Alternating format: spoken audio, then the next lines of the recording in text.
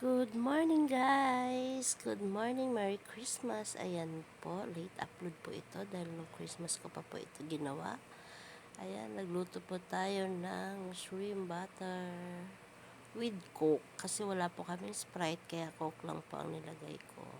Actually, konti lang naman yung nilagay kong Coke. Pampalasa lang siya. Ayan, inuna natin yung butter. Nilagyan natin ng bawang. Ayan, ipapabrown ko lang po konti yung bawang.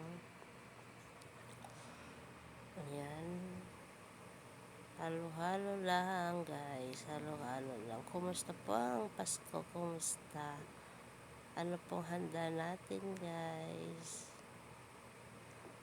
Ayan. Halo-halo lang siya. Pinapabrown ko lang ng konti yung bawang natin.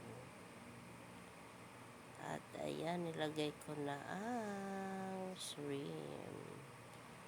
Ayan. Nahalo ko lang ng konti at naglagay na rin po ako dyan ng mga seasoning, pepper, butter, salt, and paprika. Naglagay din po ako ng paprika dyan.